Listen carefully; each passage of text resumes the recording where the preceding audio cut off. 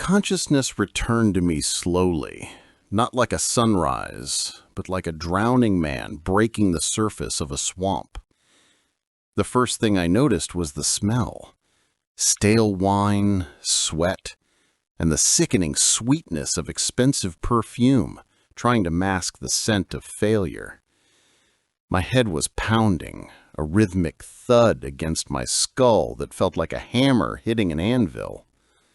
I tried to open my eyes, but the morning light stabbing through the heavy velvet curtains felt like a physical assault.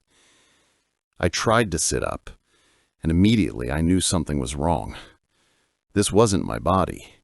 My movements were heavy, sluggish. My joints creaked with a stiffness that shouldn't belong to me. I looked down at my hands. They were trembling. Pale, soft hands that had never known a day of hard labor. On the ring finger, a gold band sat tight against the skin, almost choking the circulation. I swung my legs over the edge of the bed. The floor was cold, littered with empty glass bottles and discarded clothes. I stood up, and the room spun. I had to grab the bedpost to steady myself. My breathing was ragged, shallow. God, how much did this man drink? I stumbled toward the large vanity mirror in the corner of the room. I was afraid to look, but I had to know. I wiped the dust from the glass and stared at the stranger reflecting back at me. He was 30 years old, but he looked 50. His skin was sallow, his eyes bloodshot and rimmed with dark, heavy circles. There was a softness to his jawline, a weakness in his chin covered by a patchy, neglected beard. Aric Valorian. The name floated to the surface of my mind, bringing with it a tidal wave of memories that didn't belong to me. I saw them flash before my eyes. I saw him, no, I saw me, begging for money from the estate steward. I saw myself being laughed at in the gambling halls of the capital. I felt the crushing weight of shame, the constant need to numb the pain with alcohol, the pathetic entitlement of a noble born with a silver spoon he didn't know how to hold. I gripped the edges of the vanity table until my knuckles turned white. Disgust, pure, cold disgust washed over me. I was trapped. I had been pulled from my world, from my life, and shoved into the decaying vessel of a man who had given up on himself a long time ago. I looked around the room. It was a monument to laziness. Gold-leafed furniture covered in dust, a wardrobe filled with silks and velvets that cost more than a peasant earns in a lifetime, all thrown on the floor. "No," I whispered. The voice was raspy, unused to speaking with conviction. I stripped off the silk nightgown, feeling the cold air bite at my skin. It felt good. It felt real. I walked to the wardrobe and ignored the bright, gaudy coats Aric loved so much. I pushed aside the reds and the purples. I found a simple black tunic and dark trousers at the back. Probably something he bought for a funeral and never wore again. As I buttoned the shirt, my hands were still shaking, but my mind was clearing. I looked at the mirror one last time. The bloat was still there, the weakness was still there, but the eyes were different now. The dull, glazed look of a drunkard was gone. In its place was the cold, calculating stare of a man who realized he had landed in hell and was already planning his escape. I am Aric Valorian now. But I will not be him for long. I opened the heavy oak door of my bedroom and stepped out into the hallway. The air in the corridor was significantly colder than in the room, carrying a chill that seemed to seep right into the stone walls. The silence of the manor wasn't empty, it was heavy. It was the kind of silence that falls when a predator enters a clearing. As I walked down the long gallery, my boots clicking against the marble floor, I saw them, the maids. 2 young women scrubbing the baseboards. Humans, just like everyone else in this xenophobic kingdom. As soon as they heard my footsteps, they froze. They didn't look up.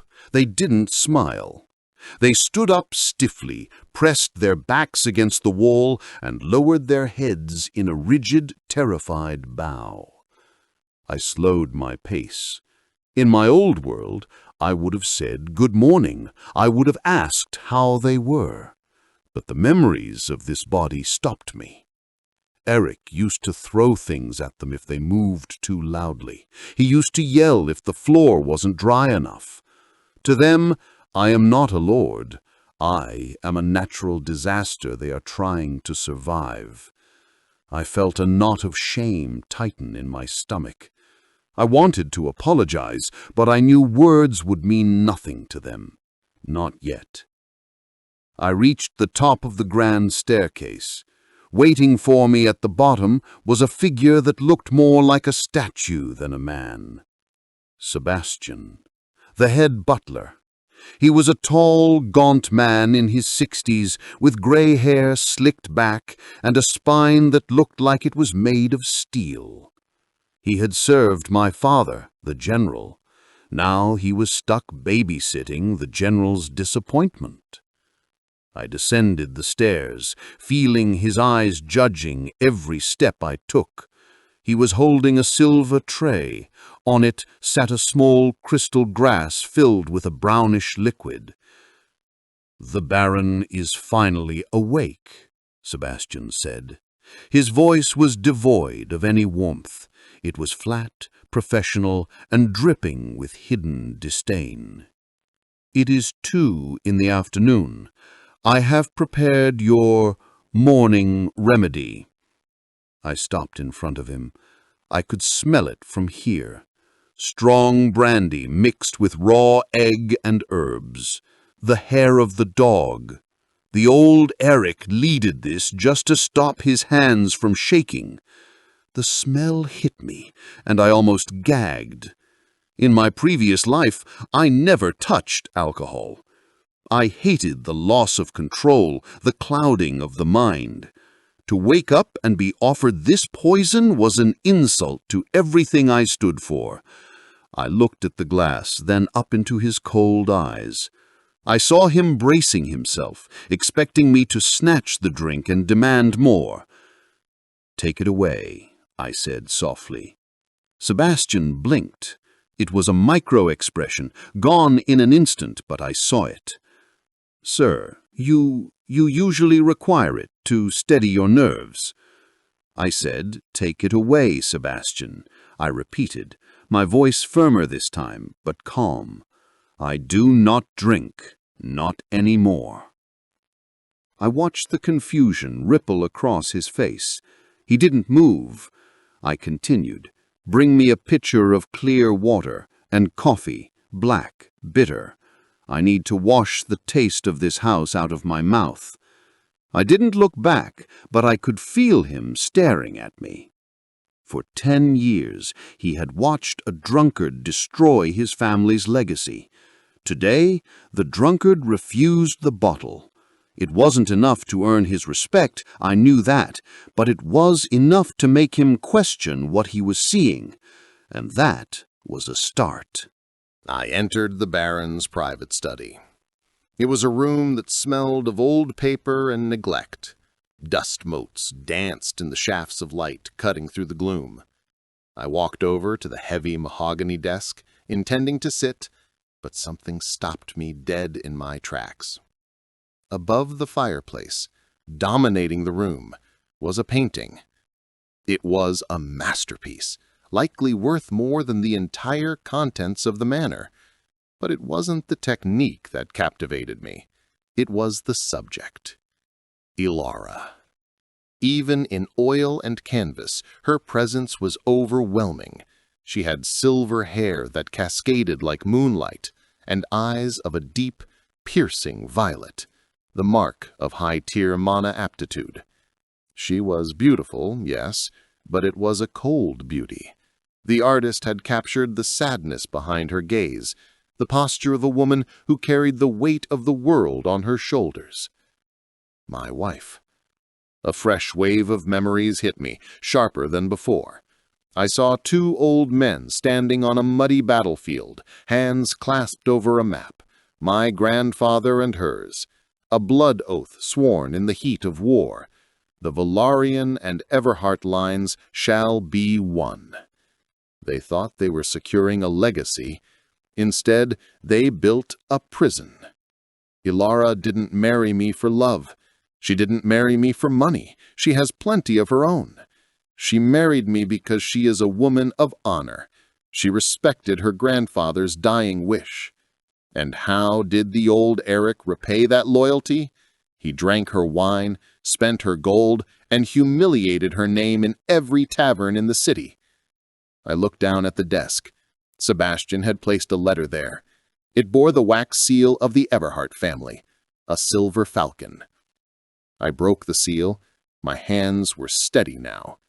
The letter was brief, professional. A report from the northern frontier. She was currently negotiating a peace treaty with the Elven delegation. She was out there, in the cold, doing the work of the kingdom, while this body had been rotting in bed until noon. Returning in 2 months, the letter concluded. I slumped into the leather chair. 2 months. 60 days. I grabbed a quill and a blank sheet of parchment. My hand hovered over the paper. I wasn't writing a reply. I was drafting a plan. I looked up at her portrait again. I am not him, I whispered to the painted figure, and I won't let you be chained to a corpse any longer. The plan formed in my mind with crystal clarity. I didn't want her love. I didn't deserve it, and frankly, I didn't have the time to earn it. I wanted to go home. I wanted to return to Earth, where I was just an engineer, not a disgraced noble. But I couldn't just leave her with this mess. I dipped the quill in the ink. I wrote the header of the document in bold, sharp strokes. Asset liquidation and dissolution of marriage. I will fix this estate.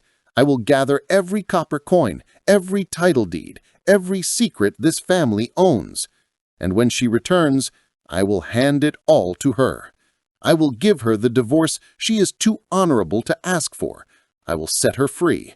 And then I will disappear into the unknown to find my own way home. I pushed open the double doors to the library. The hinges groaned, a sound of protest from a room that hadn't seen a visitor in years. Dust motes danced in the air, thick as fog. To the old Aric, this place was a prison of boredom. To me, it was a cathedral. I lit the candelabras and began to work. I needed to understand the rules of this reality if I ever hoped to escape it. I spread the maps across the central oak table. This world is called Aethelgard. It is a brutal place, divided by race and blood. To the east, the elven forests, arrogant and closed off. To the north, the dwarven strongholds. And here, in the center, the human kingdoms, xenophobic, militaristic. I turned the page of a demographic treatise. My finger traced the illustrations of the demi-humans, people with the features of wolves, raccoons, and birds. In some independent cities, they are free merchants. But here, in the human lands, they are second-class citizens at best, slaves at worst. It explains why Garrett, the Wolfkin butler, looked at me with such guarded eyes. He expects cruelty because that is the law of this land. But politics wasn't my priority. Magic was. I found the Valorian family registry, a heavy leather-bound tome recording the magical aptitude of every ancestor for 500 years. I flipped to the last page. My name, Aric Valorian. Aptitude, mana null. I stared at the words. Mana null. 0. In a world where power is dictated by one's ability to bend the elements, I was born spiritually crippled. It explained everything. The disappointment of his father, the arranged marriage to Ilara, the prodigy, in hopes of breeding the weakness out of the bloodline. The old Aric drank to forget he was powerless. I slammed the book shut, sending a cloud of dust into the air. I don't have magic. I can't blast open a portal to Earth with a spell. I can't fly. I can't fight. I moved to the section on dimensional theory and ancient myths. I read until my eyes burned. I was looking for stories of others like me, other worldlers. There were vague references to the star travelers from 1,000 years ago, legends of rifts opening during the Great Conjunctions, but nothing concrete, no instructions, no map home. I leaned back in the chair, rubbing my temples. The library had given me knowledge, but it hadn't given me a solution. I was a man without magic, trapped in a hostile kingdom, with a ticking clock of 60 days before my wife returned to see her failure of a husband. I needed leverage. If I couldn't use magic, I needed something else. Something dangerous. I remembered a childhood story. Not Aric's memory, but a fragment of a whispered conversation I had found in the family journals earlier. My father wasn't just a general. He held a position in the shadows.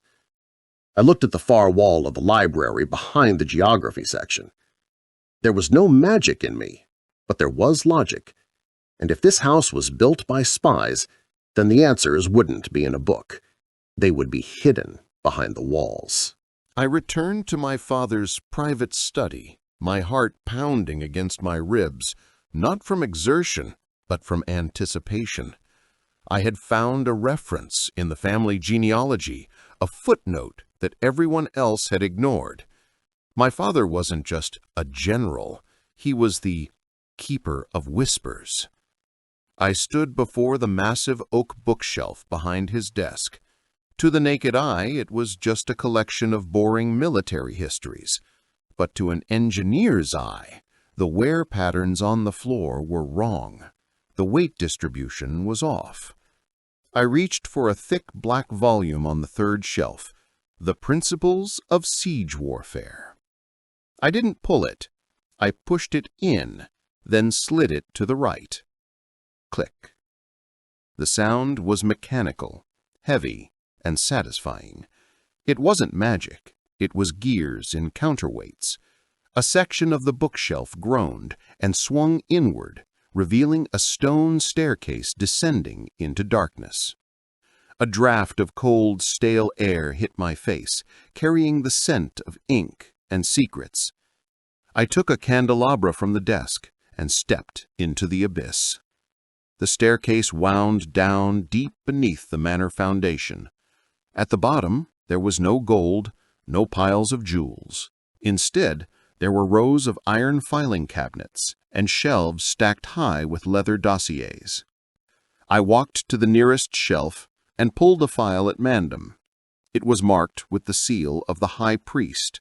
I opened it. Inside were letters, dates, witnesses, proof of bribery, proof of corruption. I pulled another, the head of the Royal Academy, embezzlement of magical crystals. I realized then what this room was. This was my father's true legacy. Leverage. He held the leash of every powerful man in the kingdom. I closed the folder and my mind raced. I thought about Ilara. She is the most powerful mage of her generation. She is brilliant, fierce, and independent. She doesn't need me to protect her from her enemies. She would be insulted if I tried. She can crush them herself. No, these secrets aren't for her. My plan is clear. I will give Ilara the manor, the lands, and the remaining gold reserves. That will be the price of the divorce. She will accept because it is logical. It frees her from a deadweight. But this room, these secrets, these are for me. I am a mana null. The royal libraries and the dimensional archives are forbidden to people like me. They would never let me research the star travelers or the portals back to Earth. But with these files, I don't need magic. I have something better. I have blackmail. I will trade my silence for knowledge. I will force the high mages to open their doors to me.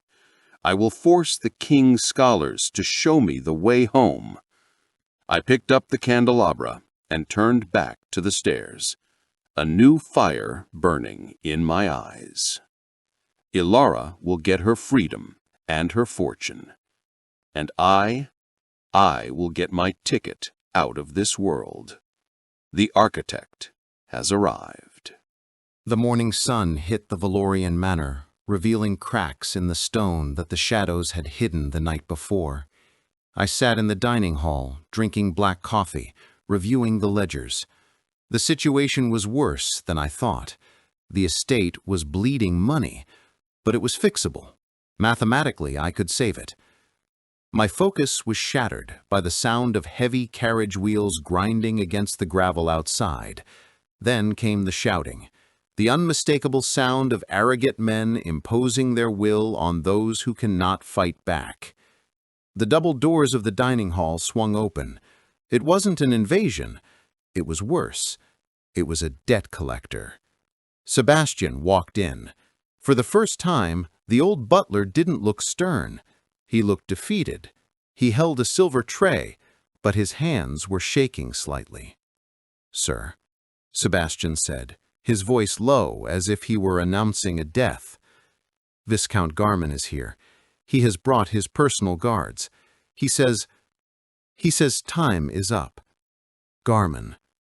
The name triggered a memory from the old Aric's brain, a fat, greasy noble who owned the gambling dens in the capital.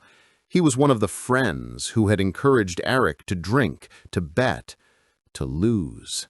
He had lent Aric gold with a smile, knowing fully well he would come for the land when the money ran out. I walked to the window. In the courtyard, I saw him, Viscount Garman. He was stepping out of his carriage dressed in garish red velvet that strained against his stomach. He looked like a tick, bloated with the blood of others. He was shouting at a young maid, pointing his cane at the manor as if he already owned it. "He is demanding the deed to the estate, sir," Sebastian continued, avoiding my eyes. He says time is up." I felt a cold rage settle in my chest. Not fear, rage. This man wasn't just here for money. He was here to strip the flesh off a carcass. If he takes the manor, I have nothing to offer Ilara for the divorce. My ticket home, my freedom, my survival, everything depends on this land. Sebastian looked at me, expecting the usual reaction. He expected me to cry, to beg him to hide me, or to run to the wine cellar. Instead, I finished my coffee. I set the cup down with a deliberate, sharp clink. "Sebastian," I said, my voice steady, "show the Viscount into the main drawing room. Offer him tea. Tell him the Baron will be with him shortly." Sebastian looked up, confused. "Sir, but do you have the gold?" I turned toward the library, a cold smile playing on my lips. "No, Sebastian, I don't have gold. I have something much more valuable." I left Sebastian trembling in the hallway and walked calmly toward the library. The heavy oak doors closed behind me, shutting out the noise of Garman's shouting in the courtyard. In here, the air was still. It smelled of old parchment and dust, the scent of pure, unfiltered knowledge. While the rest of the household was running around like headless chickens, terrified of a fat man in a velvet coat, I felt a strange sense of serenity. Panic is a reaction to the unknown, but I knew exactly what I was dealing with. Garman isn't a warrior. He is a parasite, and parasites always leave a trail. I approached the genealogy section. My fingers brushed against the spine of the black book. The Principles of Siege Warfare. It was ironic. Garmin was laying siege to my home with guards and debt collectors. I was about to break his siege with a single piece of paper. I pushed the book. The mechanism clicked, a smooth, precise sound of engineering that no magic could replicate. The shelf swung open, revealing the cold, stone staircase descending into the dark. My father's legacy, the Archive of Whispers. I descended the stairs, grabbing a lantern on the way. The shadows danced on the walls, but they didn't frighten me. This was my domain now. At the bottom, the room stretched out, lined with thousands of dossiers. To an outsider, this looked like a boring clerk's office. To me, it was an armory. Every folder was a dagger. Every scroll was a sword pointed at the throat of a powerful man. I walked to the section marked Noble Houses, Merchant Class. Garmin wasn't old nobility. He was nouveau riche. He bought his title with gold earned from gambling dens and exploitation. Men like him always make the same mistake. They think gold can buy silence. They are wrong. Gold only rents silence, and eventually the lease expires. I flipped through the G section. Galton, Guard, Garmin. I pulled the thick leather folder from the shelf. It was heavy. Garmin had been busy. I carried it to the reading table and lit a second candle. I didn't need to read his entire life story. I just needed one thing, one fatal mistake, a kill shot. I skipped the pages about his gambling debts and his mistresses. Those were scandals, yes, but they wouldn't stop him from seizing my land. Shame doesn't stop a man like Garmin. Only prison or death does. Then I found it. A series of financial transfers dated 3 years ago. I traced the numbers with my finger, doing the mental math instantly. Garmin had been appointed as the treasurer for the St. Alara Orphanage Fund, a charity run by the High Church. According to the public records, he had built a new wing for the orphans. But according to my father's spies, the construction company that received the gold was a shell company registered to Garmin's own wife. He didn't build a wing for orphans. He built a summer villa for himself. A cold smile spread across my face. Stealing from the crown is a crime, but stealing from the church, in this kingdom, that is heresy. It is a one-way ticket to the executioner's block. The high priest would have Garmin's head on a spike before sunset if he knew.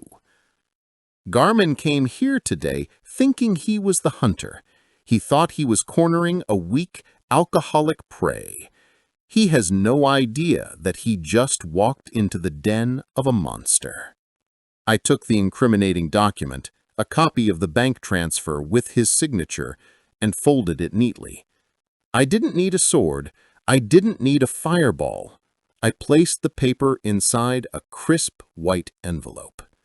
I stood up and smoothed out my coat. The envelope felt light in my hand, but I knew its weight. It was the weight of a man's life. It was time to go back upstairs. It was time to show the Viscount that the trash baron was dead, and the architect had taken his place. I entered the main drawing room. The air smelled of grease and expensive perfume. Viscount Garmin had made himself comfortable.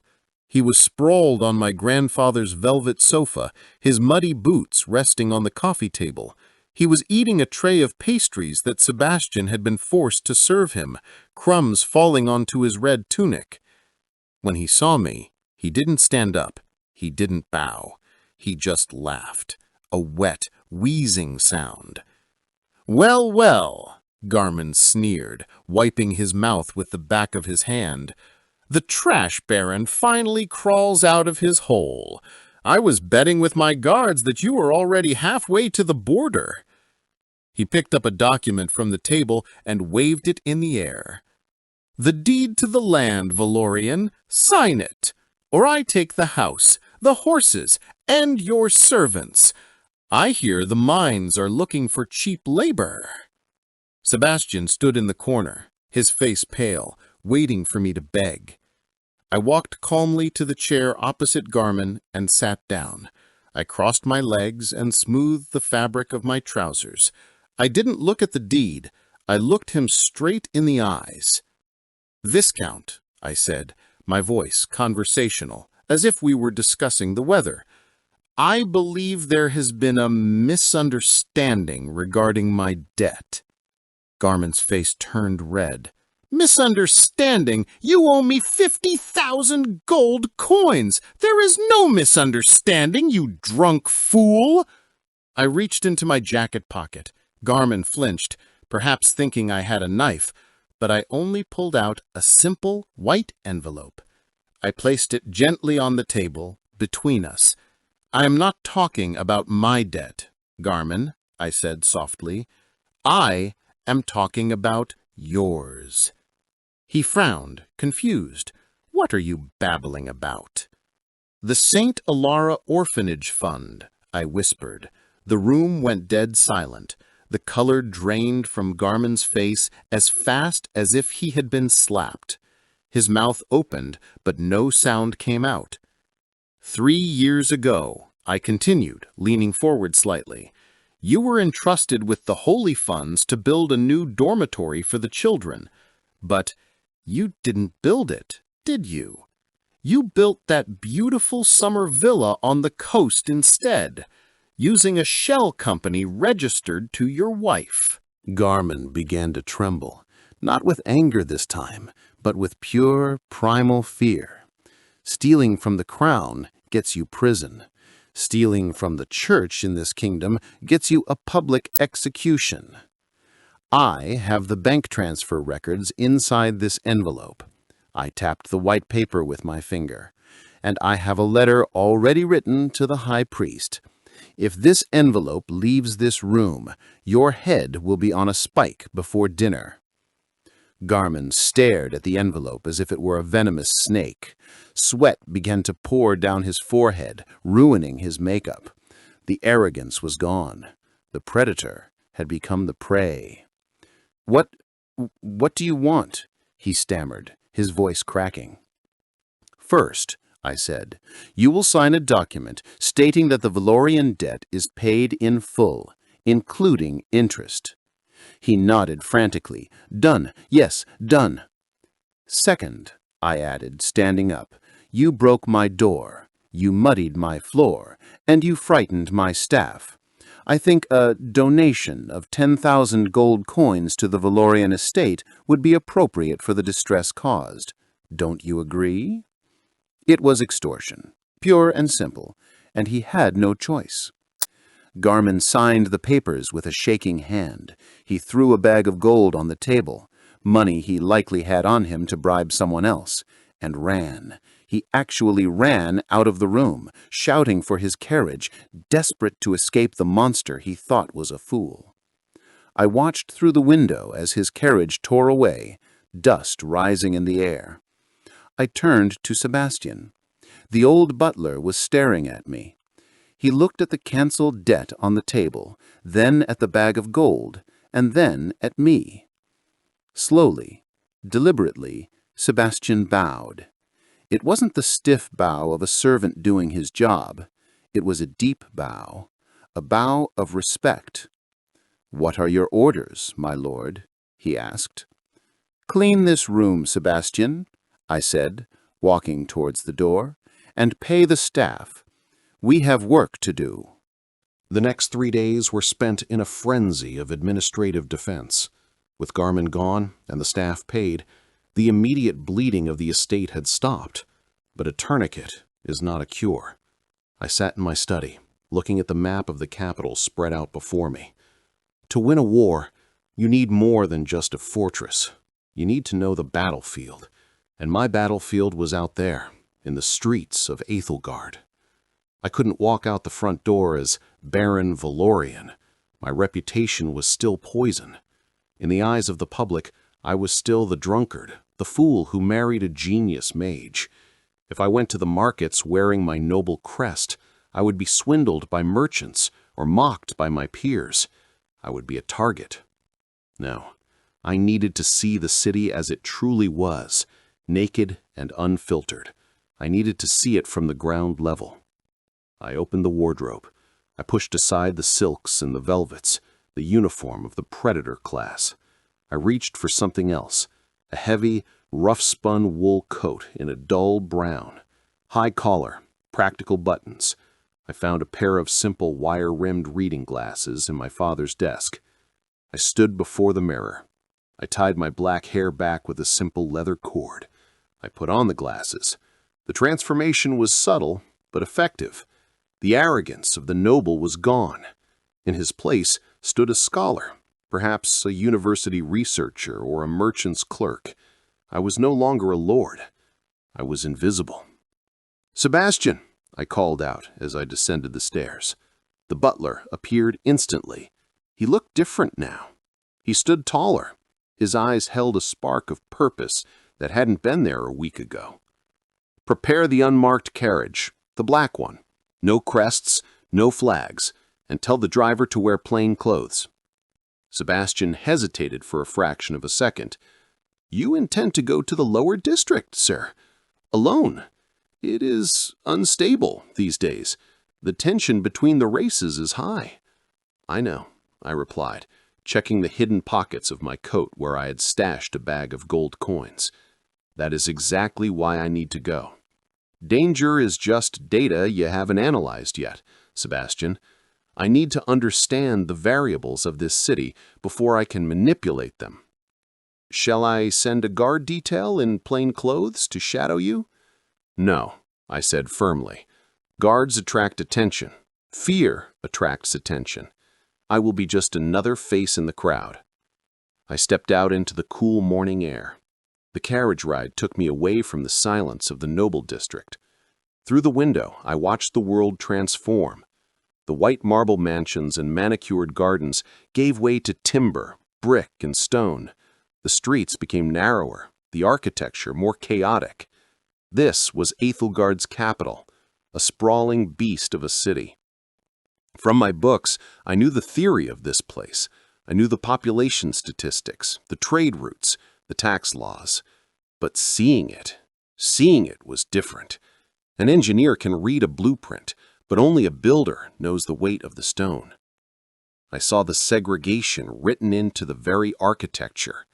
The elves walked on raised walkways, connected by bridges of white stone, literally looking down on the rest of the population.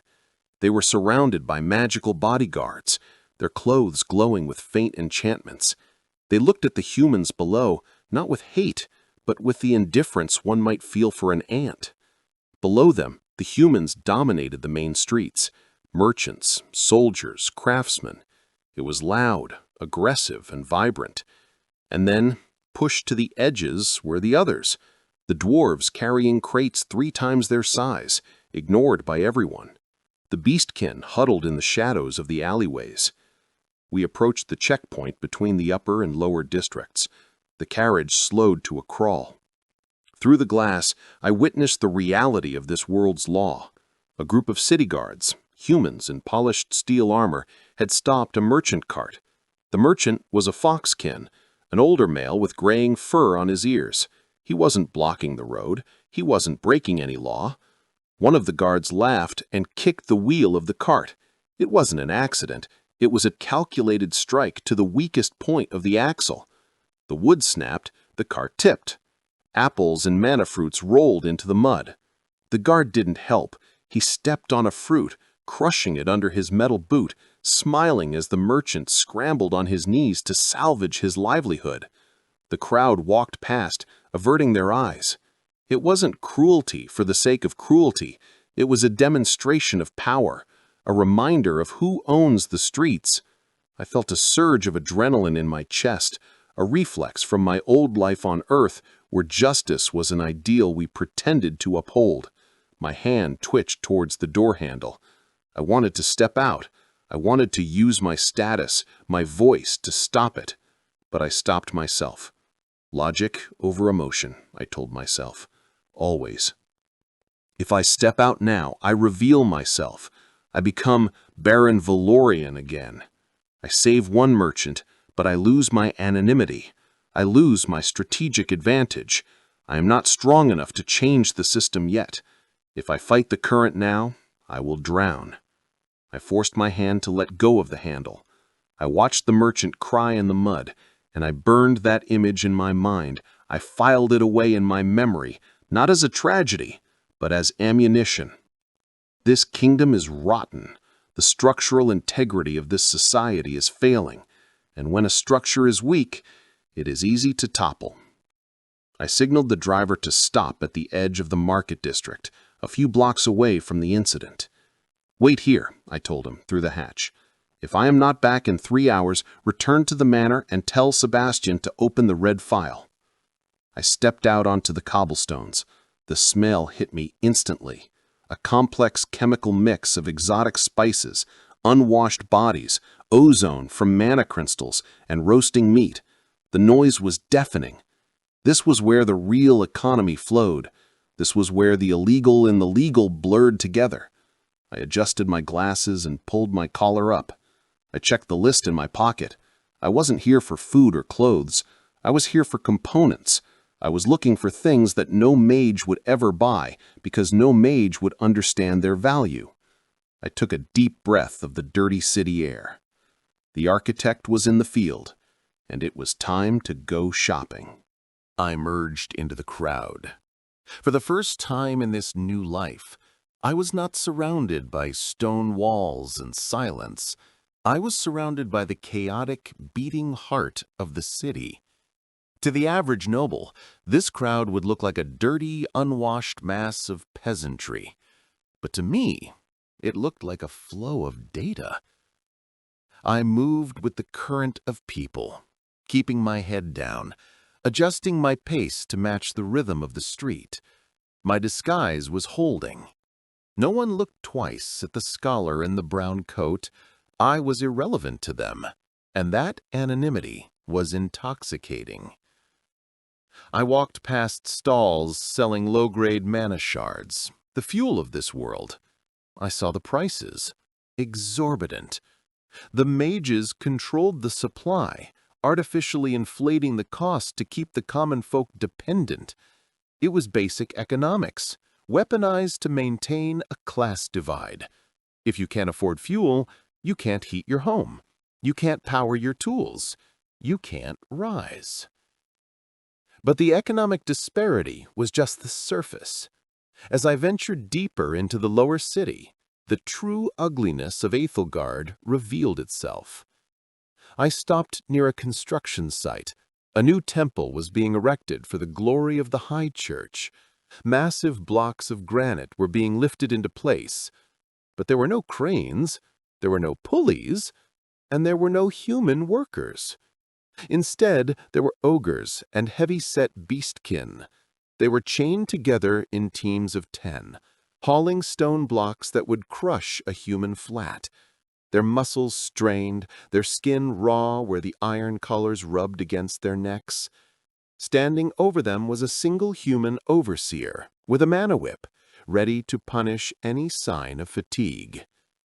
I watched, analyzing the scene not with pity, but with an engineer's frustration. It was inefficient. They were using biological assets, strong, resilient creatures, and working them to death for short-term gain. On Earth, we learned that a well-fed, well-equipped worker is 10 times more productive than a slave.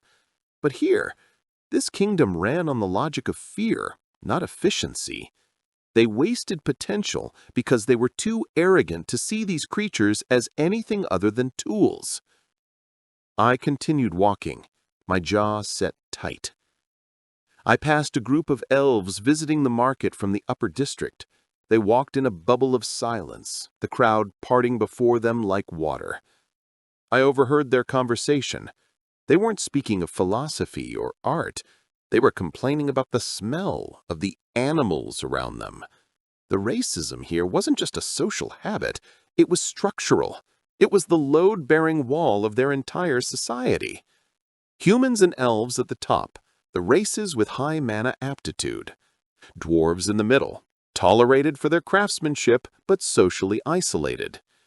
And the demi-humans at the bottom, the beastkin, the lichens, the hybrids, those with low mana but high physical stats, were treated as livestock. I realized then why the old Aric was such a failure. He was a mana null. In this hierarchy, a human with no magic is a glitch in the matrix, a defect. I was technically lower than a commoner in the eyes of the magical elite. The only thing protecting me was my family name and my title. Without those, I would be in the mud with the rest of them. I reached a public square. A town crier was reading a proclamation from the king. By decree of the Royal Academy, all unlicensed mechanical devices are hereby banned. Any citizen found in possession of non-magical technology deemed subversive will be fined and imprisoned. I stopped and listened closely. Banning technology. Banning mechanics. Why? Because technology is the great equalizer. A crossbow requires no mana to fire. A steam engine requires no wizard to run. If the common folk had technology, the mages would lose their monopoly on power. The king wasn't protecting the people. He was protecting the status quo. He was afraid of progress. A slow, dangerous smile touched my lips beneath my high collar. They were afraid of technology. They were afraid of things they couldn't control with a spell. Good.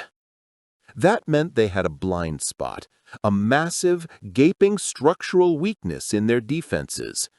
They were preparing for a magical war, putting up shields against fireballs and lightning. They weren't looking for physics. They weren't looking for chemistry. They weren't looking for me. I checked my list again. The items I needed weren't illegal, not yet, but they were considered junk by the mages. Sulfur, charcoal, saltpeter, high tensile steel springs, precision lenses. I turned down a narrow alleyway, away from the main thoroughfare. The maps in my library indicated a district known as the Iron Quarter, a place where the dwarves and the outcasts lived, a place where the smell of magic was replaced by the smell of oil and rust. If I was going to build a weapon to kill a mage, I wouldn't find the parts in a magic shop. I would find them in the trash heap of their civilization. The architect was about to start. I left the Iron Quarter behind for a moment and headed towards the district that served as the buffer between the rich and the poor, the Adventurers Guild. The building itself was a fortress of dark wood and iron reinforcement. It didn't look welcoming. It looked like a bunker. Above the double doors hung a sign depicting a broken sword and a shield, a grim reminder that in their line of work, survival is not guaranteed. I pushed the doors open. The noise hit me like a physical blow. It was a chaotic symphony of shouting, tankards slamming against wood, and the heavy clanking of armor. The air here was thick, hot, and smelled of stale ale, sweat, and dried blood.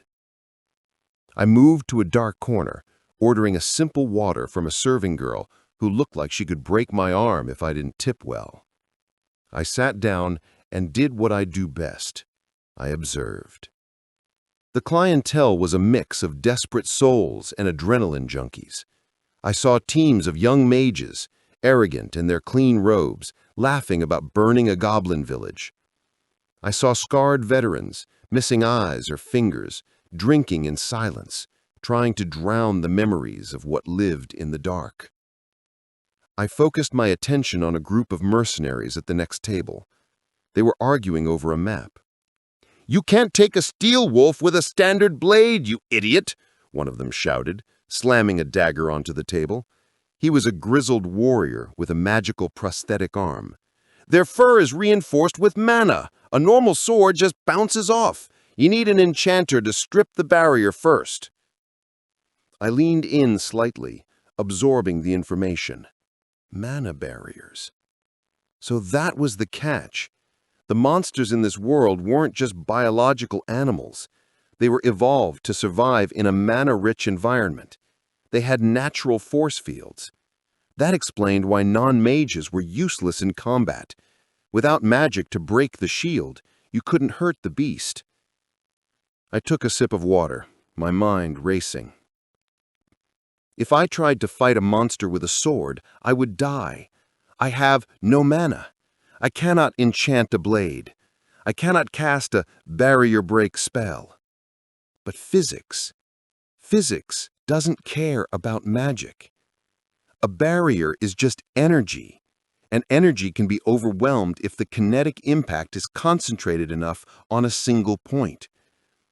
I didn't need a spell to break a shield.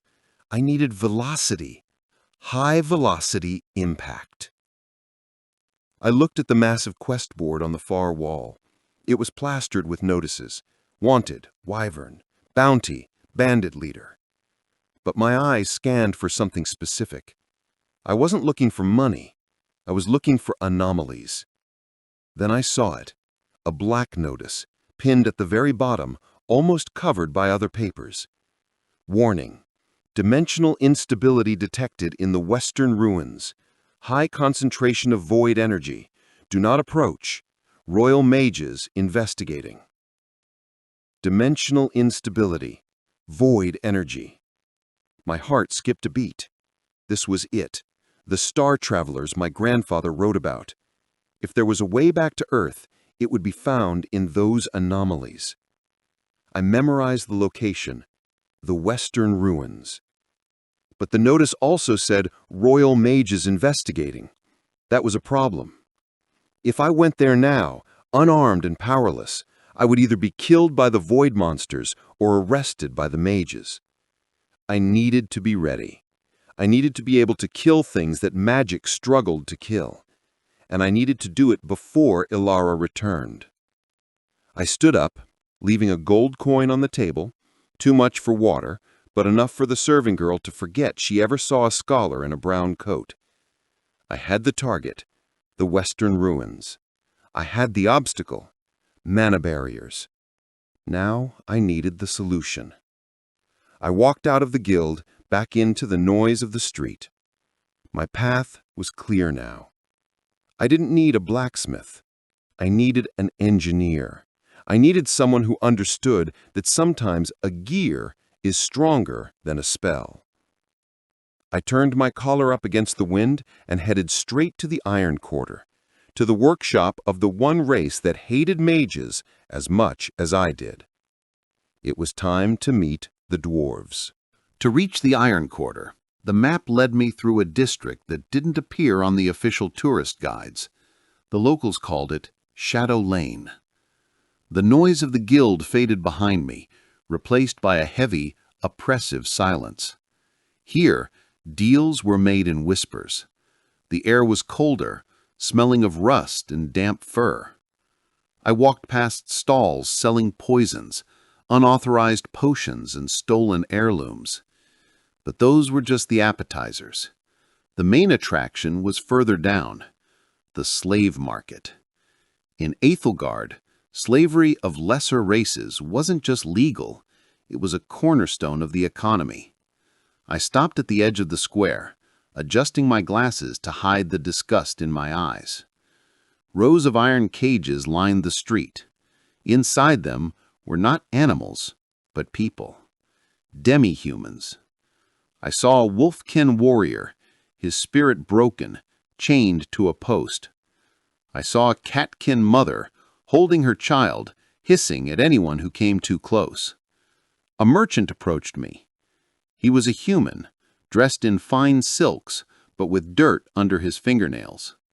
He rubbed his hands together like a fly cleaning its legs. Looking for labor, Sir Scholar? Or perhaps companionship? We have fresh stock from the border skirmishes. Strong backs, obedient minds. And if they aren't obedient, well, the collars handle that. He tapped a metal rod against the bars of a small cage.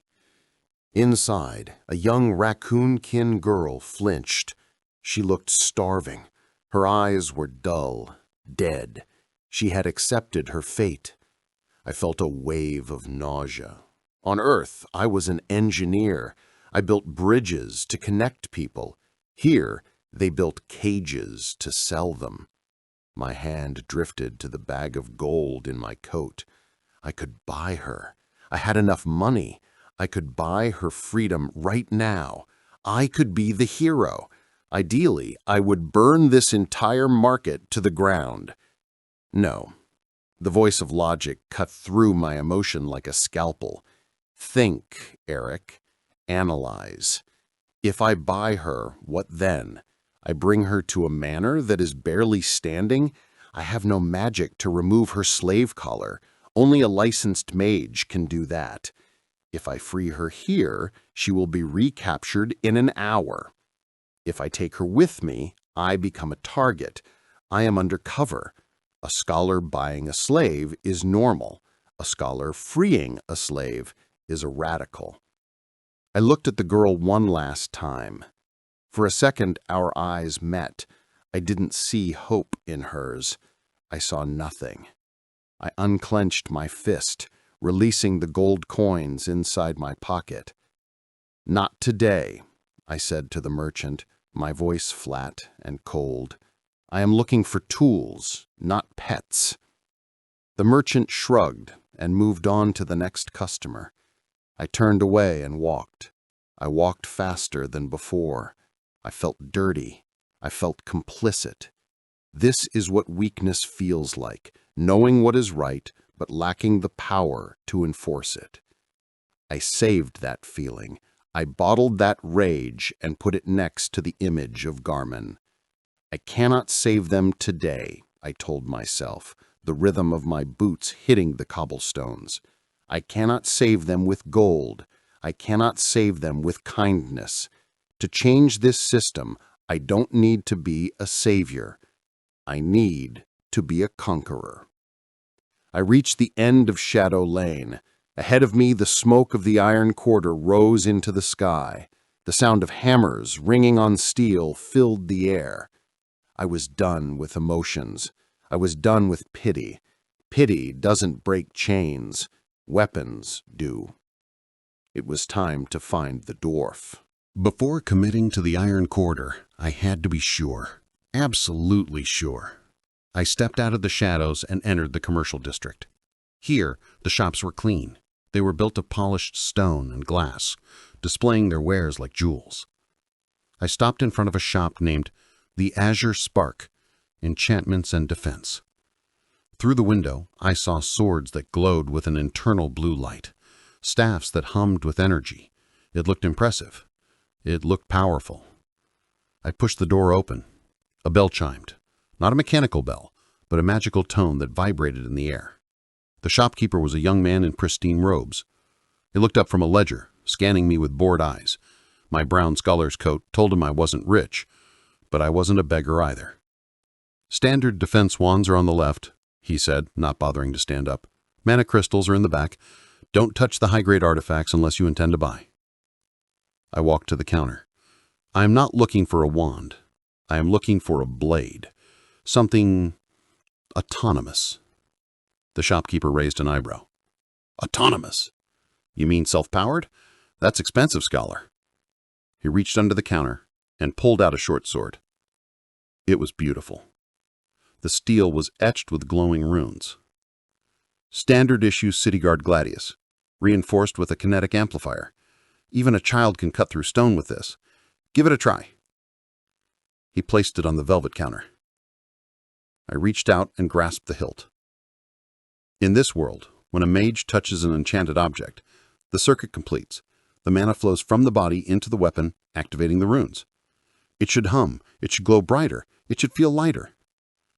I held it. Nothing happened.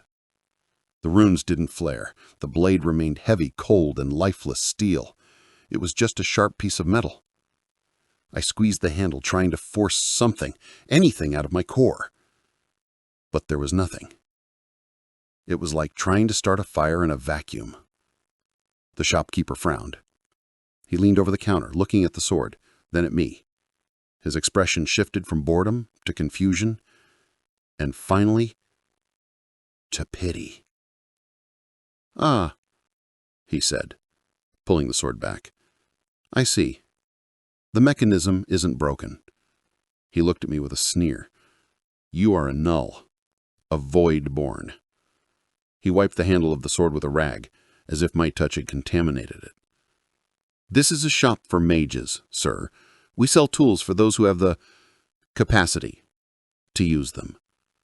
Perhaps you should try the blacksmith down the street. He sells pitchforks. That seems more your speed." The humiliation was sharp, calculated. To him, I wasn't a customer, I was a cripple. I adjusted my glasses, keeping my face impassive. "Thank you for the demonstration," I said calmly. "Your inventory is impressive, but you are right. It is not compatible." I turned and walked out. The magical chime of the door mocked me as I left. I stood on the sidewalk, watching the mages walk by, their bodies radiating faint auras of power. I wasn't angry anymore. I was relieved. The test was conclusive. The hypothesis is confirmed. My body is a closed circuit. I cannot conduct mana. To them, I am broken. But to an engineer, I am just a different type of machine. If I cannot provide the spark, then I don't need a conduit weapon. I need a battery. I need a weapon that brings its own energy to the fight. I need combustion. I need chemical reaction. I need kinetic propulsion. I looked down the street toward the rising smoke of the Iron Quarter, the Dwarfen District, the place where magic was secondary to steel and fire. The shopkeeper offered me a pitchfork. I was going to come back with a cannon. I turned my collar up and walked into the smug. The experiment was over. Construction was about to begin. I crossed the bridge into the Iron Quarter. The transition was physical. The temperature rose by 10 degrees. The air became thick with soot and the smell of hot oil. The delicate chiming of magical bells was replaced by the rhythmic, deafening clang of hammers on anvils. Here, the buildings weren't made of white marble. They were built from black iron and red brick, stained with smoke. The people here were shorter, broader, and stronger. Dwarves, the backbone of the city's infrastructure, yet treated like grease monkeys by the elite. I walked past forges making horseshoes and plows, practical things, necessary things. But I was looking for something more experimental. I found it at the end of a dead-end street, the shop that looked more like a collapsed scrap heap than a business. The sign above the door hung by a single rusty chain: Broggs Salvage and Repair. I stepped inside. The shop was a chaotic labyrinth of gears, pipes, pistons, and wires. It looked like a bomb had gone off inside a clock tower. To a mage, this place would be a nightmare. To me, it was beautiful. In the center of the room, a dwarf was hunched over a workbench, wearing thick welding goggles. He was arguing with a piece of machinery that was spewing steam. "Work, you stubborn pile of scrap!" he shouted, hitting the machine with a wrench. He was broad, with arms like tree trunks and a beard that was singed at the ends. He didn't hear me enter. I watched him for a moment.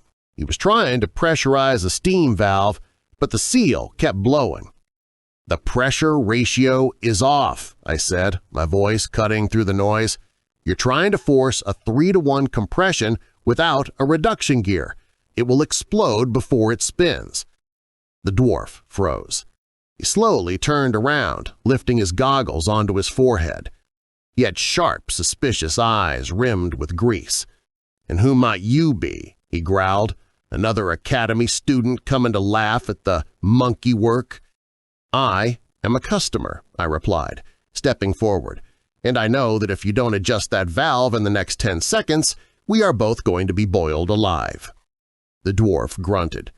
He looked at the machine, then at me.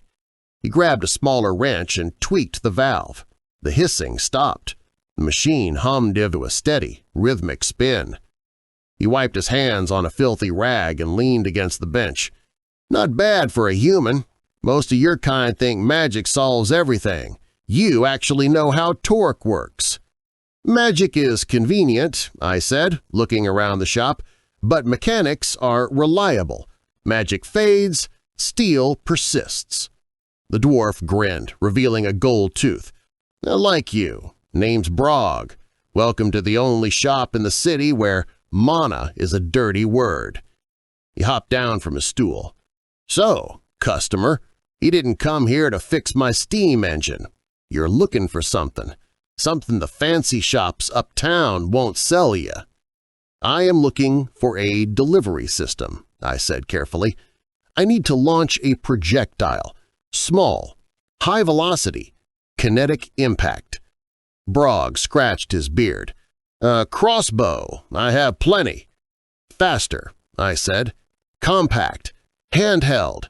I don't want a bowstring. I want combustion or pressurized release." Brog went silent. He studied me intently, as if measuring my soul. Then he beckoned me to the back of the shop. He kicked aside a pile of rusted armor and pulled a tarp off a table. "The mages call this trash," he muttered. "They say it's useless because it doesn't regenerate ammo. They say it's too loud, too clumsy." On the table lay a collection of prototypes, tubes of reinforced steel, trigger mechanisms, chambers designed for mana crystals but wired incorrectly. They were failed wands, failed staffs.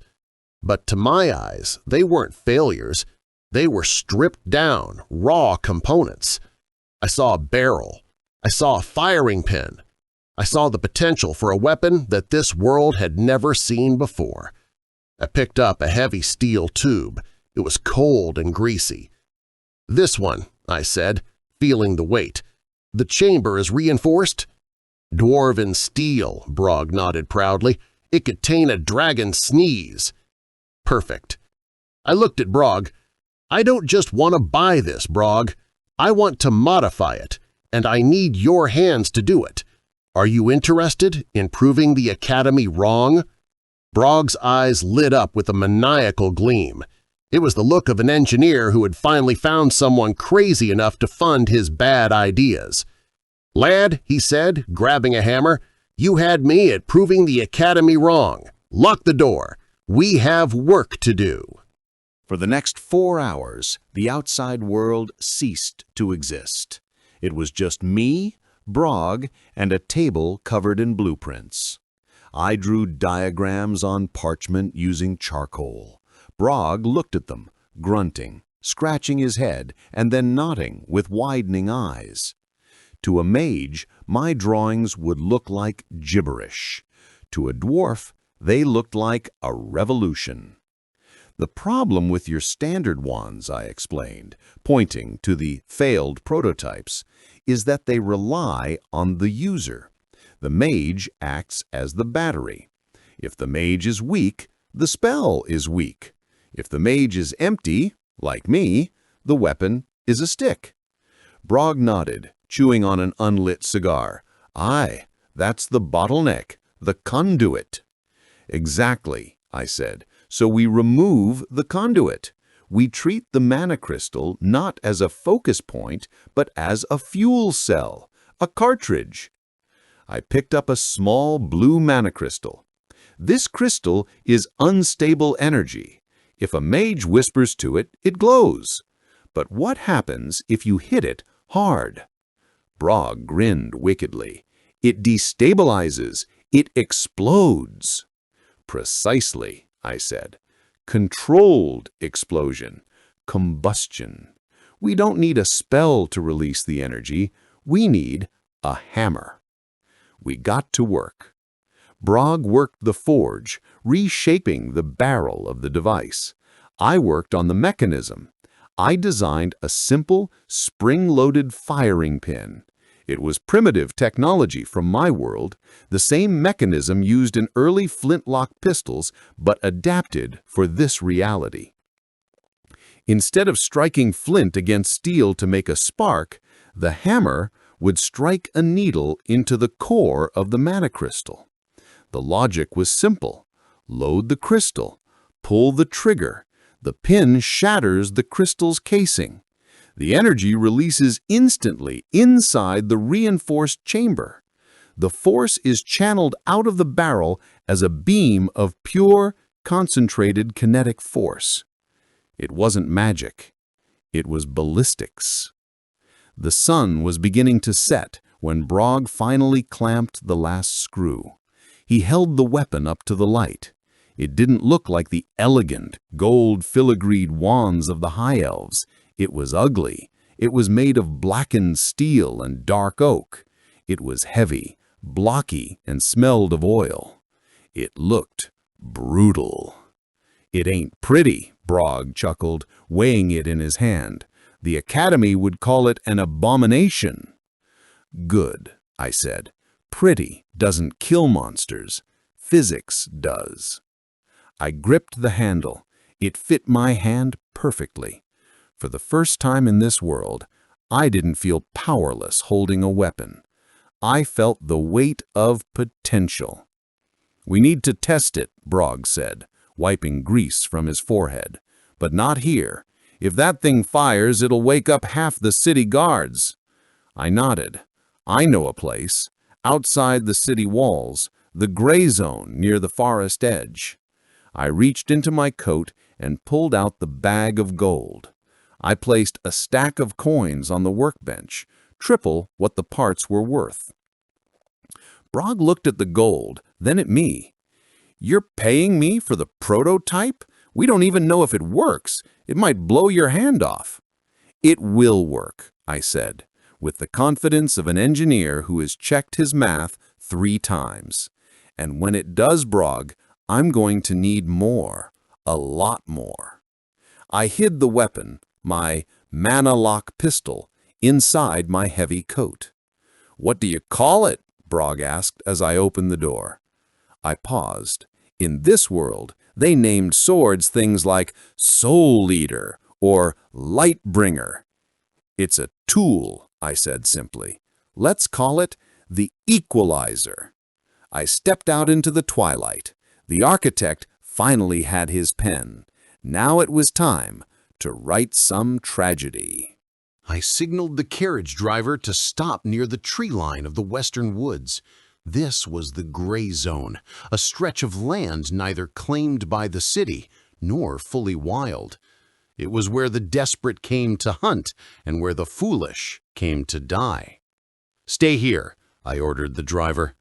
"If you hear a loud noise, ignore it." I walked into the forest. The canopy blocked out the remaining twilight, plunging the world into shades of blue and black. The air grew colder. I could feel the ambient mana in the air shifting. Something was watching me. I stopped in a small clearing. It was the perfect testing ground. I reached into my coat and pulled out the equalizer. The steel was cold against my palm. I flipped the latch and loaded a blue monocrystal into the chamber. It clicked into place with a satisfying mechanical snap. Safety off. I didn't have to wait long. A rustle in the bushes. Then 2 glowing yellow eyes appeared in the dark. A steel wolf. It stepped into the clearing, low to the ground, a growl vibrating in its throat. It was huge, the size of a small horse. Its fur shimmered with a faint, translucent blue light, the mana barrier. This was the beast that the mercenaries at the guild had talked about. A creature that could shrug off sword strikes and arrows like they were rain. To a normal human without magic, this was death incarnate. To me, it was a target dummy. The wolf didn't rush. It circled me, sensing my lack of mana. It smelled my weakness. It knew I was a null. In its mind, I was already meat. "Come on," I whispered, raising the heavy pistol. "Show me your shield." The wolf lunged. It moved faster than anything I had ever seen on Earth, a blur of claws and teeth. Time seemed to slow down. My engineer's brain took over.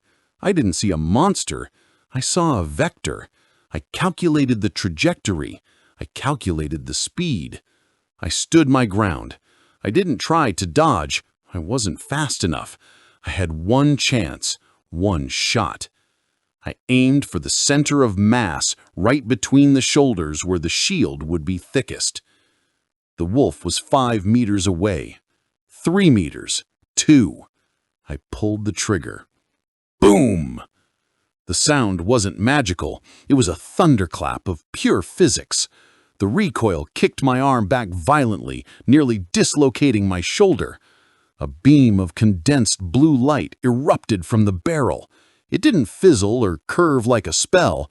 It traveled in a straight, brutal line. It hit the wolf mid-air. The monobarrier didn't just break, it shattered. The kinetic force of the blast was so high that the shield overloaded instantly. The beam punched through the magical defense, through the fur, through the muscle, and exited out the other side. The wolf was thrown backward as if it had been hit by a train. It slammed into a tree and slid down, motionless. Silence returned to the forest. Smoke curled from the barrel of my gun, smelling of ozone and burnt sulfur. I walked over to the carcass. The damage was catastrophic. A hole the size of a fist was burned clean through the chest. I touched the barrel of the gun. It was hot. "Hypothesis confirmed," I muttered, my voice shaking slightly, not from fear, but from the adrenaline dump. I had done it. I had bypassed the laws of this world. I hadn't used a spell to match the wolf's power. I had used superior force to render its power irrelevant. I looked at my reflection in the dead wolf's eyes. I looked like a scholar in my coat and glasses, but I was holding a cannon in my hand. I was no longer prey. I ejected the spent crystal. It was gray, drained of all color, smoking on the grass. I reloaded, just in case. I turned back toward the carriage. The test was a success, but this was just a wolf. If I wanted to survive the Western ruins, if I wanted to open a dimensional rift, I would need more firepower, and I would need armor. The architect had his weapon. Now he needed his suit. The carriage ride back to the manor was silent. My shoulder throbbed where the recoil had hit me, a dull ache that reminded me of my mortality. I had killed the wolf. I had proven the concept. But as the adrenaline faded, the cold logic returned. The equalizer was powerful, yes, but it was slow. It took 5 seconds to eject the crystal and load a new one. In a real battle against multiple enemies, 5 seconds is an eternity. I was a glass cannon. One hit from a monster, one stray spell, and I would be dead before I could pull the trigger a second time. I needed protection. I needed armor, but not heavy plate mail that would slow me down, and not enchanted robes that I couldn't activate. I needed something forgotten. I walked past Sebastian in the hallway. He saw the soot on my face and the strange smell of ozone, but he didn't ask questions. He simply took my coat. "Prepare a light meal, Sebastian. I will be in the archive." I went straight to the library, pushed the black book, and descended into the shadows once again. This time, I ignored the political blackmail section. I walked to the dusty shelves at the very back, labeled Geography, Anomalies, and Lost History. My father wasn't just a spy for people. He spied on the land itself. He had mapped places that the royal cartographers were too afraid to document. I pulled out a scroll map of the western region. I traced the line from the city to the western ruins where the dimensional rifts were reported. If I go there now, I die. My finger drifted north of the ruins, to a jagged mountain range marked with red ink. There was a note in my father's handwriting. The Silent Spire. Do not approach. Anti-mana field detected. I stopped. I reread the note. Anti-mana field. In this world, that was a curse. A zone where magic didn't just fail, it was actively drained. Any mage who entered the spire would feel their life force being sucked out until they passed out or died. That's why it was abandoned. That's why no adventurer had looted it in centuries. It was a death trap for 99% of the population. But I am the 1%, the bottom 1%. I am a mana null. I have nothing to drain. The field would be invisible to me. I pulled another book, a history of the pre-collapse era. It spoke of an ancient civilization that relied on artifice rather than sorcery. They built suits of armor, called Aegis suits, designed to protect their engineers in hazardous environments. Kinetic dampening, thermal regulation, lightweight. If one of those suits was still inside that spire, I smiled. It was the perfect heist. The ultimate security system of this world was designed to keep out the powerful. It had a blind spot for the weak. To a grand mage, the Silent Spire is a tomb. To me, it's an open door. I rolled up the map and tucked it under my arm. I had the weapon. I had the location of the armor. Now I just had to solve the puzzle of getting inside. I walked back up the stairs, blowing out the lantern. The architect was going on an expedition. The architect had his weapon. Now he needed his suit. The journey to the northern peaks took 2 days of hard riding. As we climbed higher into the mountains, the world began to lose its color. The lush green forests of the lowlands faded into gray scrub and jagged rock. Even the weather seemed to fear this place. The clouds hung low and heavy, but it didn't rain. It was a dry, static silence. My driver pulled the reins, stopping the carriage violently. The horses were screaming, a high-pitched, unnatural sound. They were foaming at the mouth, refusing to take another step. I opened the carriage door. "What is it?" The driver turned to look at me. He was a sturdy man, a veteran of the border wars, but his face was ashen. Blood was trickling from his nose. He was trembling uncontrollably. I can't breathe, sir," he gasped, clutching his chest. "The air, it's empty. It feels like drowning." I stepped out onto the rocky path. I took a deep breath. The air was crisp, cold, and thin, but it was breathable. I felt fine. In fact, I felt lighter than I had in years. I looked ahead. About 500 meters up the slope, a massive structure pierced the sky, the Silent Spire. It was a monolith of black obsidian and steel, untouched by time, standing like a tombstone over the mountain. Around it, there was an invisible perimeter, the dead zone. The anti-mana field, I realized. Every living thing in this world, humans, animals, plants, evolved with mana in their blood. It's part of their biology. Entering this field is like stepping into a vacuum. It sucks the life force right out of them. To the driver, standing on the edge of the field felt like radiation sickness. To me, it felt like home. "Turn back," I ordered the driver.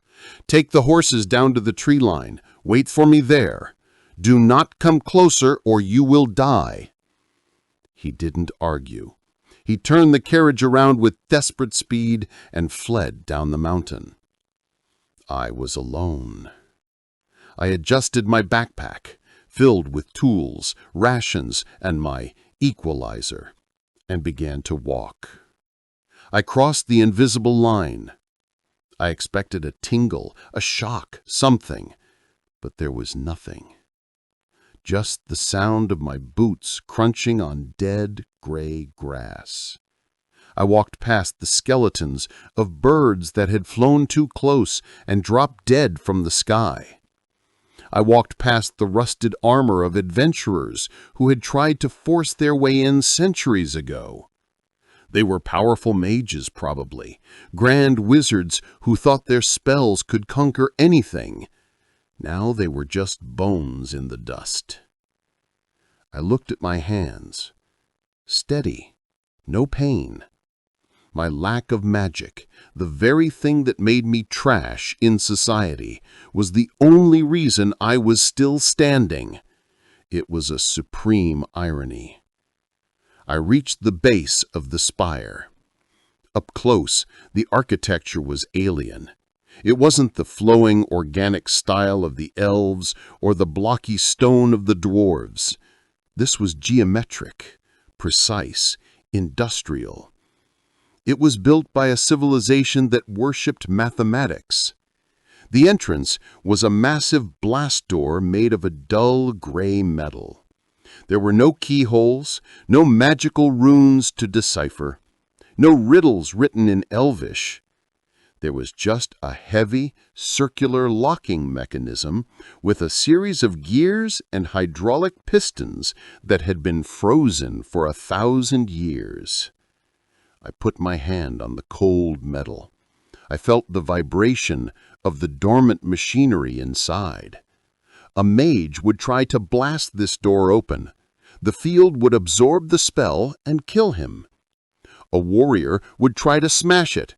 The metal is harder than diamond. But an engineer? I pulled out a stethoscope from my bag, one of the tools I had bought in the iron quarter, and placed it against the door. I spun the outer ring of the lock. Click, clunk. I could hear the tumblers falling. I could visualize the internal mechanism. It was a combination lock, but based on fluid dynamics and weight distribution. Physics, I whispered, smiling. The universal language. I rolled up my sleeves. This wasn't going to be a battle of fire and lightning. This was going to be a battle of logic. And I had brought the right tools. I wiped a layer of gray dust from the center of the blast door. Underneath, I didn't find a keyhole. I found a complex array of 3 concentric rings, each etched with numerical notches. Not Elvish script, not dwarven runes. Numbers, universal mathematical constants. At the center of the rings were 3 pressure valves, rusted shut. I placed my stethoscope against the cold metal casing. I tapped the first valve with my wrench. Clang! Thrum! The echo vibrated through the door. I listened to the decay of the sound. It wasn't solid. There was liquid inside. Hydraulic fluid, likely preserved in a vacuum seal. It's a pressure equalization lock, I realized. If you try to force the door, the hydraulic pressure spikes and jams the bolts. That's why the warriors failed. The harder you hit it, the harder it locks. To open it, I didn't need force. I needed finesse. I needed to bleed the pressure from the 3 chambers in a specific sequence to align the tumblers. I pulled a canister of penetrating oil from my bag, another purchase from the iron quarter, and sprayed the rusted valves. I waited 60 seconds, counting the heartbeats in the absolute silence of the dead zone. Then I attached my wrench to the outer valve, valve alpha. I turned it slowly. The metal screamed in protest, a high-pitched grinding sound that echoed down the mountain. 1 turn, 2 turns, stop. I listened. Hiss. Internal pressure releasing. I watched the first ring on the door rotate 5 degrees to the right. Good, I whispered. Now the counterweight. I moved to the inner valve, valve gamma. This one had to be turned in the opposite direction, simultaneously balancing the load. It was like cracking a safe, but the safe was the size of a building and the mechanism hadn't moved in 1,000 years. My muscles burned. Even without mana, the physical effort was immense. I turned the final valve. Clunk. A sound deep inside the mountain, like the heartbeat of a sleeping giant waking up. The 3 rings aligned perfectly, the geometric patterns connected to form a single continuous line from the center to the edge. For a moment, nothing happened. The silence returned. Then a low rumble shook the ground beneath my boots. Dust fell from the obsidian archway. The hydraulic pistons hissed, releasing centuries of compressed air. The massive blast doors didn't swing open. They split down the middle and retracted into the walls with a smooth, heavy mechanical glide. Groan. Darkness spilled out from the opening, but it wasn't the damp, rotting darkness of a dungeon. It was dry, sterile. I lit my lantern and stepped across the threshold. I expected to see a throne room or a treasure pile. What I saw made my engineer's heart skip a beat. It wasn't a tomb, it was a workshop. Rows of pristine metal workbenches, schematics etched into glass walls, tools that looked more advanced than anything in the capital. This was a facility from the pre-collapse era, a time when science ruled this world, before magic took over and made everyone lazy. I walked through the silent hall. My footsteps echoed on the metal grating floor. I am the first human to breathe this air in a millennia, I thought. And then I saw it. At the far end of the room, inside a glass display cylinder standing upright. It wasn't a suit of armor made of plate and chainmail. It was a sleek, segmented suit of matte black material woven with silver fibers. It looked organic and mechanical at the same time. The Aegis suit. I approached the glass. There was a plaque at the base. I wiped away the dust and read the engraving, Prototype Mark IV, Kinetic Redistribution and Environmental Hazard Protection for Industrial Use Only. I smiled. To the ancients, this was a hazmat suit for factory workers. To me, it was the ultimate battle armor. I placed my hand on the glass release panel. Hello, beautiful. Daddy's home. I found the release latch on the side of the glass cylinder. I pulled it. A cloud of pressurized preservation gas vented into the room, smelling of ozone and sterile chemicals. The glass slid upwards. I reached out and touched the material of the suit. It wasn't cold like steel plate, nor was it rough like leather. It felt like a synthetic polymer, smooth, cool, and incredibly dense. It rippled under my touch like liquid mercury before hardening instantly. Nanofiber weave, I whispered. Impact hardening. I stripped off my heavy wool coat and my scholar's clothes. In this freezing, dead air, I should have been shivering, but the adrenaline kept me warm. I stepped into the suit.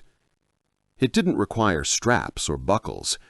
As soon as I slid my arms into the sleeves, the material reacted to my body heat. It contracted, tightening around my muscles, fitting me like a second skin. It wasn't constricting, it was supportive. I felt my posture straighten. The weight of my fatigue vanished, supported by the suit's internal structure. I picked up the helmet. It was a sleek, full-face visor made of black glass. I put it on. The world went dark for a split second. Then a soft chime sounded in my ears.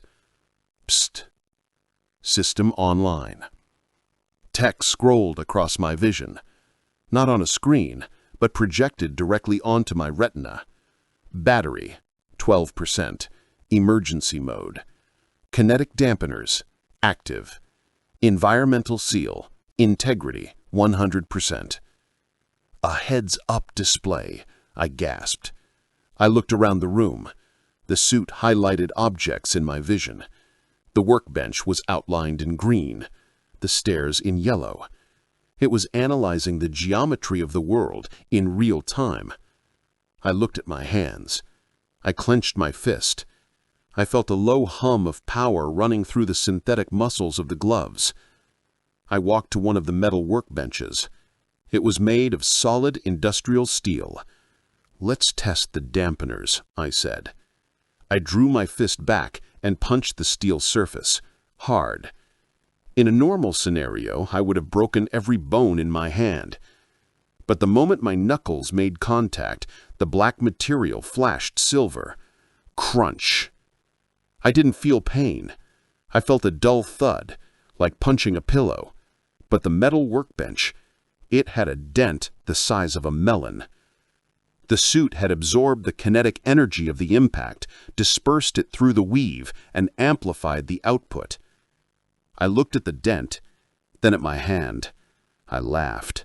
A short, sharp laugh of victory. I am not a mage. I don't need to be. With this suit, I could survive a fireball. I could fall from a roof and land running. I could punch through a door. I grabbed my equalizer pistol from the pile of clothes. I designed a magnetic holster on the thigh of the suit. The gun clicked into place as if it belonged there. I was no longer the scholar. I was no longer the Tresh noble. I looked at my reflection in the glass of the display case. A dark, faceless figure stared back, a phantom of technology in a world of superstition. Warning: battery low. Recharge required. The red text blinked in my vision. Right. It wasn't infinite. I needed to find a power source for the suit, just like I needed crystals for the gun. But that was a problem for another day. I turned back to the stairs. The silence of the spire didn't feel oppressive anymore. It felt like a sanctuary. I had raided the tomb of the ancients, and I was leaving with their inheritance. I walked out of the silent spire, stepping back into the gray light of the mountain. The anti-mana field was still there, killing everything around me. But inside my suit, the air was filtered, the temperature was controlled. I was untouchable. I began the descent down the mountain. Alara was coming back in 3 days. She is expecting a drunk husband. She is going to meet a warlord. 2 months, 60 days. That was the deadline written on the calendar in my study. To a lazy man, 2 months is a lifetime of leisure. To an engineer on a deadline, it is a blinking red light. The days evaporated into a blur of sweat, oil, and ink. My life became a rigid algorithm of efficiency. Phase 1. Integration. I spent the mornings in the gray zone, away from prying eyes. The Aegis suit was powerful, but it was demanding. It amplified my movements, but if I wasn't careful, I could tear a muscle or crush a bone by moving too fast. I had to relearn how to walk, how to run, how to jump. I ran until my lungs burned. I climbed trees, I smashed rocks, I pushed the suit to its limits, draining the battery to 5% and then recharging it using a crude mana converter Brogue had built from scrap. My body changed. The soft, doughy flesh of the old Aric melted away, replaced by lean, functional muscle. I wasn't a bodybuilder. I was a wire, pulled tight. Phase 2. Ballistics. Brogue delivered the ammunition crates weekly. He complained about the workload, but he never refused the gold I paid him. I practiced shooting until my hands were calloused and stained with gunpowder. Draw, aim, fire, reload. Draw, aim, fire, reload. I wasn't learning the art of the duel. I wasn't learning honor. I was learning to kill efficiently. I learned to compensate for the recoil. I learned to shoot while moving. I learned to target the weak points of magical barriers. I wasn't a swordsman. I was a gunman. And in this world, that made me an anomaly.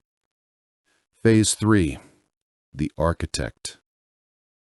Evenings were for the mind. I descended into the archive of whispers. I didn't just read the secrets, I used them. I sent anonymous letters to 3 minor lords who were withholding taxes from the Valorian estate. I didn't threaten them with violence. I simply included a copy of their private correspondence with their mistresses. The taxes were paid the next morning, with interest. I used the gold to repair the manor. The roof was fixed, the gardens were tended, the staff was paid bonuses.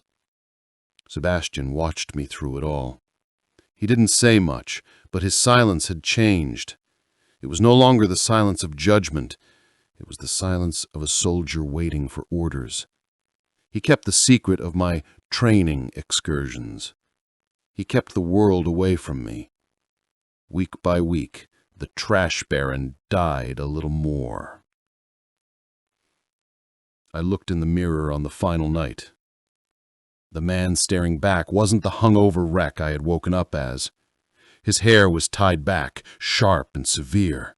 His eyes were cold, calculating, scanning for weaknesses.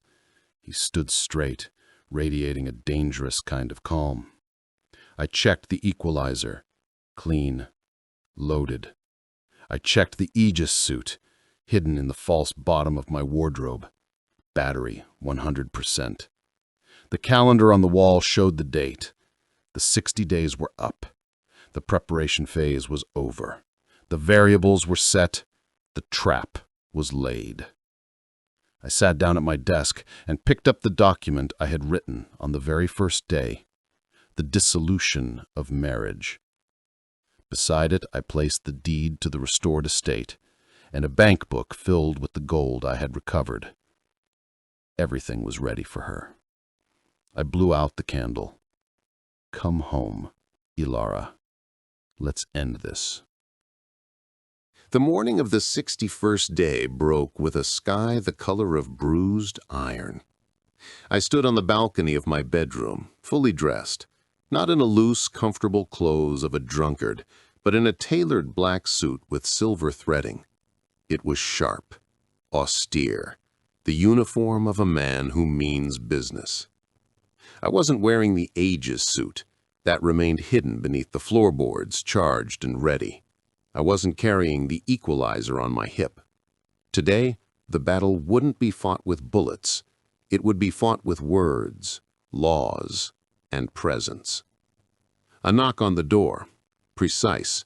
3 taps. Enter, I said, without turning around. Sebastian stepped in. He was wearing his formal livery, his white gloves spotless. He looked like the steward of a great house again, not the caretaker of a ruin. "Sir," Sebastian said. His voice was steady, but I could hear the tightness in his throat. "Outriders have reported a convoy approaching the north gate. The Everhart banner is flying." She was here. "How long?" I asked. 20 minutes, sir.